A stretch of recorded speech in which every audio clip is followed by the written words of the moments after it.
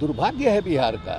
देखिए नीतीश कुमार जी मैंने बड़ा से एफिशिएंट आदमी माने जाते हैं। उनके बारे में लोगों की धारणा है कि बहुत व्यवस्थित ढंग से कोई काम करते हैं, लेकिन पिछले 16 साल में आप ऐसी कार्य संस्कृति जो है बिहार के प्रशासन में नहीं पैदा कर सके कि जो बाहर से बुलाए जाते हैं, अतिथि आए, बच्चे आए, कलाकार आए, उनके रहने की, खाने की, पीने की कायदे से व्यवस्था हो। अब वो जो बच्चे बुलाए गए, आप उनकी जो तस्वीर अखबारों में छपी है वो क्या है भाई? इसी तरह से लावारिस बच्चों की तरह जो है फर्श पर पड़े हुए हैं, यहाँ से वहाँ एक दूसरे के देह पर जो है मैंने सर रख के सो रहे हैं, ऐसी हालत है।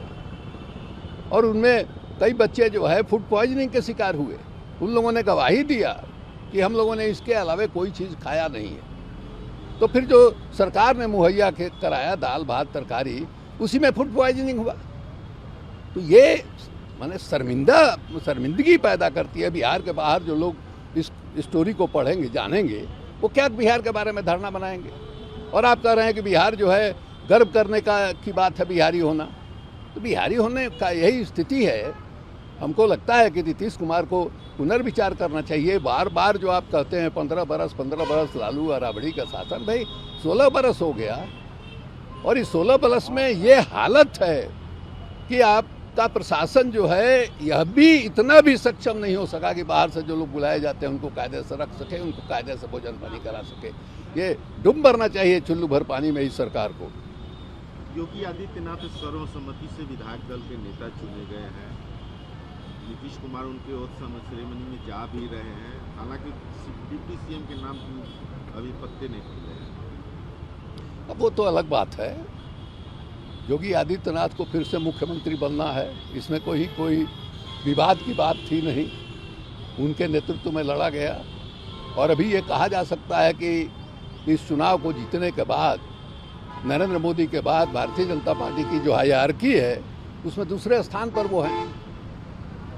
माने उनकी मोदी जी की उम्र हो रही है, मोदी जी की उम्र हो रही है, तो पहले लोगों का अनुमान था कि अमित शाह जी जो है वो दूसरे नंबर के स्थान है भारतीय जनता पार्टी में।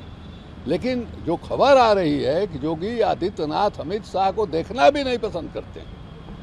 और योगी आदित्यनाथ ने तो अपने आप को साबित किया। मान लीजिए 5 बरस तक शासन के बावजूद, माने जिस तरह से कोरोना में महामारी हुआ, जिस तरह से उन्होंने बगैर लापरवाही दिखा करके पंचायत का चुनाव कराया, जिससे एकदम बिल्कुल माने महामारी की तरह जो है कोरोना वहाँ फैला। माने लाश जलाने का इंतजाम तक नहीं था, नदी में प्रवाहित किया गया। इन सब के बावजूद चुनाव जीते तब तो ये कहा जाएगा ना भाई कि नरेंद्र मोदी के बाद जो है उन्हीं का स्थान है इस पार्टी में। नरेंद्र मोदी ने भी मेहनत किया। नरेंद्र मोदी का भी दाव पर लगा हुआ था कि अगला लोकसभा जो चुनाव होगा उस चुनाव में क्या स्थिति रहेगी ये तय होने वाला था। इसी में तय हुआ तो उन्होंने भी जी जान लगा करके मेहनत किया था। लेकिन योगी आदित्यनाथ को तो क्रेडिट आपको देना ही पड़ेगा। पुष्कर सिंह धामी जो उत्तराखंड के सीएम हैं, उन्होंने कहा है कि उत्तराखंड में समान नागरिक संहिता लागू करेंगे। इसके लिए उन्होंने कमेटी बनाई है। कहाँ समान नागरिक संहिता, यूनिफॉर्म सिविल कोड कहाँ पर? उत्तराखंड। पुष्कर सिंह अब ये तो इन लोगों का पुराना मामला है और हमको नहीं लगता है, हमको जानकारी नहीं है टेक्निकली इसके विषय में कि कोई स्टेट गवर्नमेंट इस तरह का कानून बना सकती है या नहीं। इसके बारे में हमको जानकारी नहीं है। हमको लगता है कि इस तरह का जो भी पर्सनल लॉ है, पर्सनल लॉ में फंडामेंटल चेंज जो है वो भारत सरकार कर सकती है, जहाँ तक हमारी समझ है। क्योंकि आपको जो भारतीय संविधान है, उस संविधान ने हर धर्म के लोगों को आज़ादी दी है, धर्म के अनुसार जो है रीति रिवाज का पालन करने का, यहाँ तक कि धर्म का प्रचार करने का, ये भी जो है आपको फंडामेंटल राइट है लोगों का। तो उसमें भारत सरकार जो है मैंने कानून बना सकती है, इसमें कहीं कोई संदेह नहीं है। लेकिन राज्य सरकार बना सकती है, इसके बारे में हमको जानकारी नहीं है। बीरभूम पश्चिम बंगाल में हिंसा हुई है, बहुत लोग मारे गए हैं। इसको लेकर के अधीर रंजन चौधरी ने ममता बनर्जी पर हमला बोला है और कहा है कि पश्चिम बंगाल को तबाह करने का आरोप लगा है ममता बनर्जी पर, और कहा है कि राज्य में दानव राज है। देखिए इस मामले में तो ममता बनर्जी जो है कटघरे में खड़ी हो गई हैं। मैंने 8-8 आदमी 9-9 आदमी जिंदा जला दिए गए, ये कोई साधारण घटना नहीं है। आज के अखबारों में हमने देखा कल ममता जी वहाँ गई थी जहाँ घटना हुआ, और वहाँ जो इनका ब्लॉक प्रेसिडेंट था उसको गिरफ्तार कराने का आदेश उन्होंने दिया है। तो उनको ये मौका है, ये जो घटना हुई है, देखिए आप एक ढंग से देखिएगा बंगाल की राजनीति का जो इतिहास है, उस इतिहास में माने हिंसा जो है का इनपुट आपको लंबे अरसे से मिल रहा है। हम लोग देख रहे हैं 1965-66 से जब नक्सलवाद का उदय हुआ था बंगाल में, और उस समय सीपीएम का और इन लोगों का किस ढंग से झंझट हुआ था। सिद्धार्थ शंकर राय जब चीफ मिनिस्टर थे, किस तरह से उन्होंने नक्सल कार्यकर्ताओं की हत्या करवाई थी, उस समय से देख रहे हैं हम लोग। फिर लेफ्ट का शासन आया, ज्योति बसु आए, उसके बाद बुद्धदेव भट्टाचार्य जी आए, उस समय भी क्या क्या हुआ इसको भी सब लोगों ने देखा। तो एक इतिहास है वहाँ, और हमको लगता है कि बंगाल की जो संस्कृति है उस संस्कृति में इस तरह के हिंसा का कोई स्थान नहीं है। पिछले दिनों जिस ढंग से आक्रामक ढंग से भारतीय जनता पार्टी ने वहाँ चुनाव लड़ा, उसके बाद वातावरण में एक गर्मी भी आ गई। तो मौका मिला है ममता जी को, वो सख्त कार्रवाई के जरिए अपने कैडर को भी मैसेज दें, संदेश दें कि इस तरह की गतिविधि को बर्दाश्त नहीं किया जाएगा। कर्नाटक के मंत्री का कहना है कि भारत के सभी मुस्लिम ईसाई आरएसएस से जुड़ेंगे। उन्होंने कांग्रेस पर पलटवार किया है। भाई दबे मुस्लिम और ईसाइयों को आप जान छोड़िएगा तब ना आपके साथ जुड़ेंगे।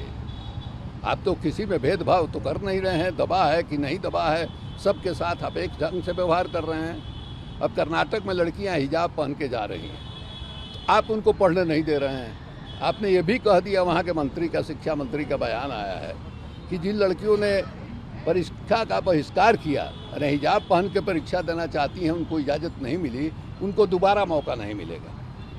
तो ये भी स्वतंत्रता नहीं है हमको कि हम क्या पहने क्या नहीं पहने। अमेरिका जैसे मुल्क में वहाँ हमारे जो सरदार भाई लोग हैं उनको सेना में पगड़ी बांधने की अनुमति है।